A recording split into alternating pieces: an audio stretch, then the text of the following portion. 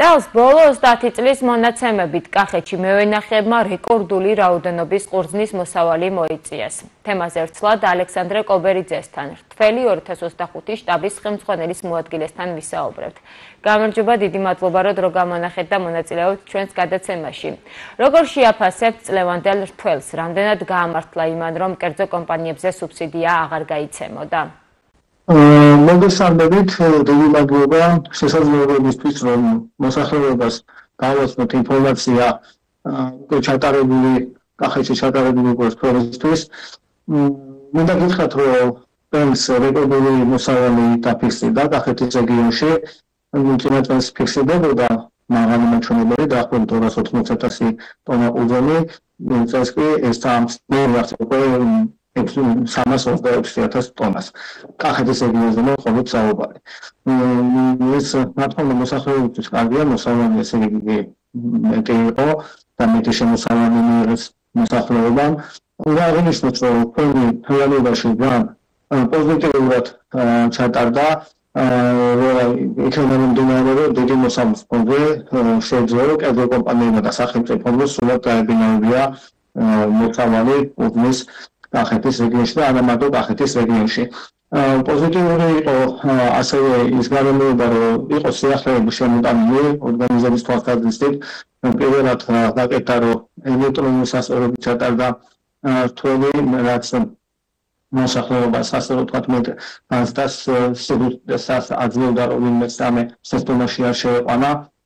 ამასთან ერთად ყურძნის ფასი განისაზღვრებოდა ხარისხის მიხედვით, ეს იყო შაქრიანობა და დაზიანება და ამა თავისი გავლენა მოახდინა, რაც მომავალში უკეთეს შედეგებს მოგცემს, უფრო დაფასდება, ასე ვთქვათ, კარგად მომლენახი და კარგად მოყვანილი ყურძენი და შაქრიანობის მიხედვით მოყვანილი ყურძენი და ასე ვთქვათ, კონდიციონირებამდე ვის ასვლის, რომ მივიდეს ყურძენი ესე და პროფოს შეჩაბაროს ხოლმე, ეს დაფასდება. ასე ვთქვათ, ეს ამ ყველა სიტუაცია, რა თქმა უნდა, კარგად იმუშავა, კარგად ჩატარდა.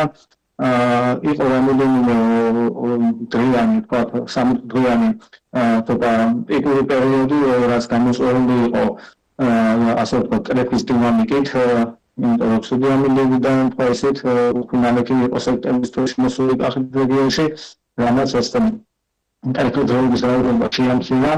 და რამოდენიმე 3 დღე იყო, როდესაც მოსახლეობას მოუწია, რომ ასე ვთქვათ, ღამე გაექნებია რიგში. თუმცა ეს თანდაო პროცესი არის ყურძნის ჩაბარების დროს და მე მგონი ამასაც მოსახლეობა გაგებით მოეკიდა და რამე ისეთი ნეგატიური პროცესი არ გამოუწვევია.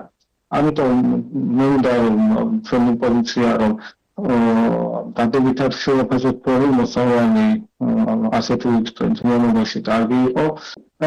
რაც შეეხება სუბსიდიის ნაწილს, კახეთის რეგიონში სრულად გამოვიდნენ სუბსიდირებიდან, ამასაც თავისი პოზიტიური შედეგები ექნება.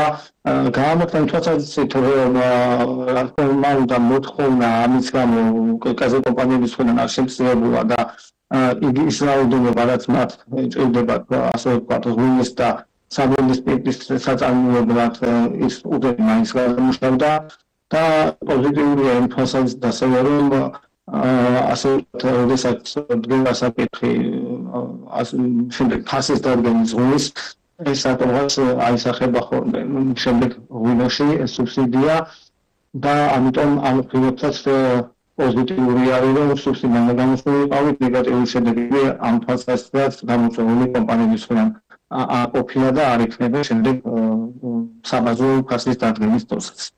ბატონო ალექსანდრე, თქვენ ახსენეთ, რომ წელს ყურძნის ხარისხს მნიშვნელობა ენიჭებოდა და საუკეთესო ხარისხის საფერავ და რქაწითელი მაქსიმუმ რა ფასებში ჩაიბარა ღვინის კომპანიებმა?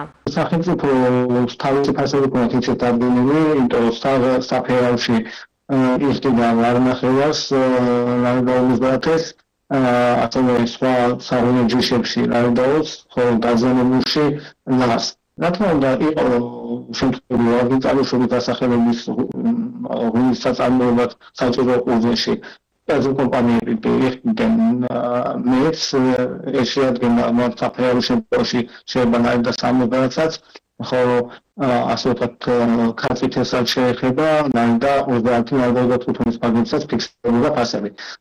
ეს იყო ის ფასები, რომელიც ასე ვთქვათ შეიძლება ვახსენოთ, რომ მეტი ფასი გადაიხადეს, თორე ერთ-ერთი შემთხვევები რა თქმა უნდა არის, როდესაც ვინმე განსაკუთრებულად ვთქვათ ბიომეტრიებით უნის როლას ორგანიზმმა კილოგრამ კუნძულში 5 ლარს კი აიღეს.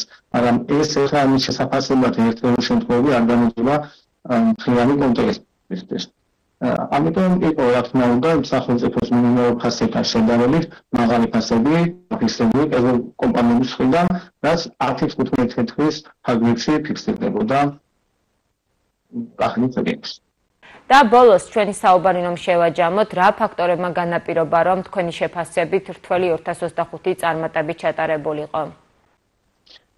მინდა უცებრო შემთხვევაში ყველა იმ უწყებას, რომელიც მონაწილეობას ღებულობდა ახლის ორგანიზებულ ჩატარებაში გამიგება დაუხადო, აქ ადგილობრივი თვითმმართველობის როლის განსაკუთრებით მნიშვნელოვანია მათი თანადგომა, ასევე შინაგან საქმეთა სამინისტრო და შესაბამისი უწყებები, რომელიც ექვემდებარებიან ყოფის პრემიის სამინისტროს.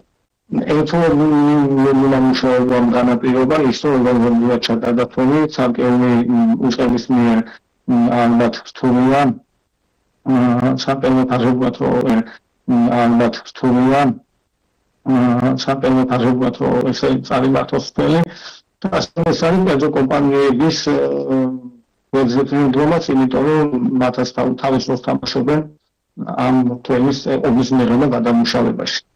ეს არის კომპლექსური, რა თქმა უნდა, არის ტექნიკური მხარეც და არის ადამიანური რესურსიც.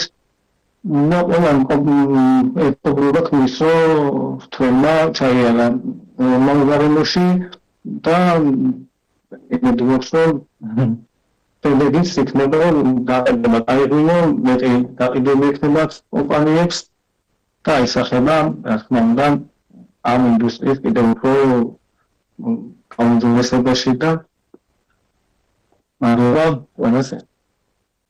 დიდი მადლობა, რომ მიიღეთ ჩვენს გადაცემაში მონაწილეობა, წარმატებას გისურვებთ. დიდი მადლობა კიდევ ერთხელ შესაძლებლობისთვის, რომ